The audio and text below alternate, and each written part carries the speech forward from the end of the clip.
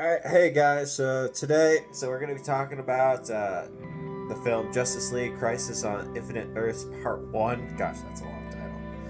Anyways, today we're talking about Justice League Crisis on Infinite Earths Part 1. A few things about this film. This film is different from the comics, but I do appreciate this feels like one of those times the changes are made for the better, especially the building bricks, like the characters that they would need, are not the same ones. So the changes that they made suited the overall arcing plots that needed to happen for this film. Like, one such thing is we find ourselves with the Flash as the main character for part 1, at least. As we watch, he tries to remember and unravel what is happening to him.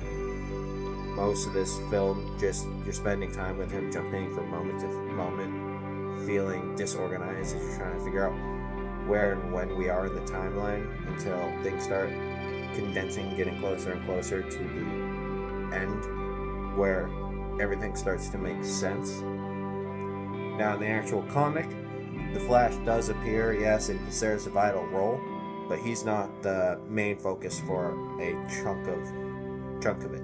He's the main focus for a third of the stories, because this is part 1 of 3. Because I started doing the review, like talking about the film, while I was naming the example. We go moment to moment until we see what this crisis is, and it's really a build-up of all their current animated DC Universe films, aka the Tomorrowverse as it's called, and the DCAMU, because in a prior film, I can't remember off the top of my head, it's the Constantine one, we get confirmation that the Tomorrowverse is a continuation of the DCAMU, where this all spurred from the Flashpoint Paradox film. I know that was a whole lot of mumbo jumbo that really doesn't make sense, but makes sense at the same time if you've been following along. But if you haven't, it's just a fun little film. Would you need the other films? I think you would enjoy it more if you did watch the other films in the franchise. Just putting that out there real quick. Yeah, no, this is all from the start of the Flashpoint Paradox, and it's built this fun multiverse that we now have. It's definitely done better than other films and media that have tried doing multiverse stuff.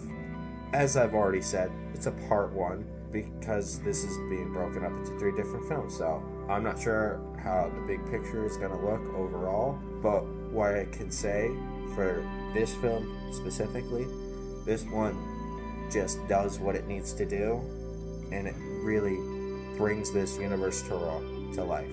Overall, I'd probably give this film 7.8 out of 10. It's just a film that brings you along for a ride that is both fun and thought out, especially with the references it makes to prior projects. So if you watch them, you definitely get more enjoyment out of this. And 4 out of 5 multiverses out of 5. Now, this is me just bringing this back up real quick before we part, because this is a part 1. I'll probably revisit this during part 3 along with part 2. Like, I'm going to revisit both part 1 and 2 when I do talk about part 3 to see how all 3 parts hold up together, and we'll see how that goes. That for now, don't forget to like, subscribe, and comment in the comment section down below, and I hope you guys have a good one. Till next time.